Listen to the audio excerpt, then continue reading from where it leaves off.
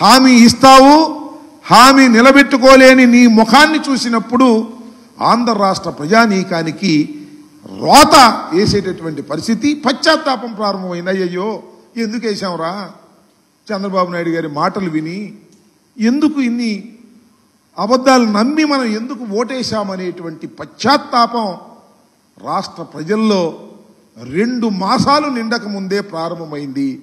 ఇది చరిత్రలో ఒక గొప్ప అంశమని ఈ సందర్భంగా నేను మనవి చేస్తున్నా. అసలు విషయానికి వస్తే ఈ భూముల రీసర్వే, సరే ల్యాండ్ టైటిలింగ్ యాక్ట్ దాని పక్కన పెడదాం. ఆ ల్యాండ్ టైటిలింగ్ యాక్ట్ చాలా గందరగోళమైంది, దుర్మార్గమైంది, దాన్ని రద్దు చేస్తామన్నారు, రద్దు చేశారు. భూముల రీసర్వే, ఈ రీసర్వేలు కూడా భయంకరమైనవి, అన్యాయమైనవి.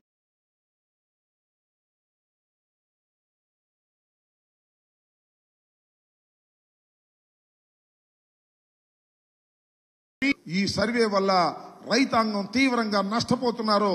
మేము అధికారంలోకి రావడమే ఆలస్యం, ఈ రీసర్వే కూడా తీసేస్తామని చెప్పేసి ఎన్నికల్లో అనేక ప్రగల్భాలు పలికారు. వాస్తవానికి అవన్నీ కూడా వేసి చూపించాలి. కొద్దిగా ఇది క్లారిటీ లేకపోవటం వల్ల చంద్రబాబు నాయుడు గారు ఏ సందర్భంలో ఏమన్నాడు, జగన్మోహన్ రెడ్డి గారి గురించి, ఈ రీసర్వేల గురించి, ఈ రీసర్వే ఎంత ప్రమాదకరమైంది, మోసపూరితమైంది, ఈ రీసర్వే చేయటం వల్ల రైతులు నష్టపోతారు, జగన్మోహన్ రెడ్డి గారు కావాలని రైతుల్ని నష్టం చేయడం కోసం ఈ రీసర్వేలు పెట్టాడు అనేటువంటి మాట మాట్లాడారు.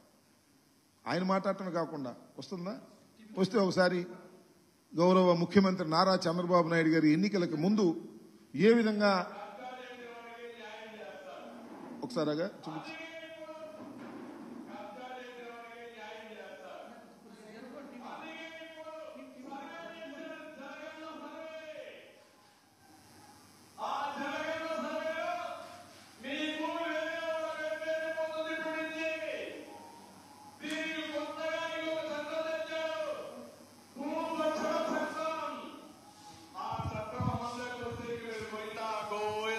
అప్పీరే లేదు.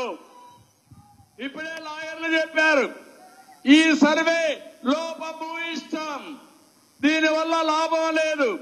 మీ భూమి నాదిగానో నా భూమి వేరే వాళ్ళదిగానో, లేకుంటే వాళ్ళకి అవసరమైతే 22A పెట్టి ప్రభుత్వ భూములు కొట్టేసే ప్రయత్నం చేస్తున్నారు. ఈ భూరక్షణ చట్టం సమాజానికి చేటుదిస్తుంది.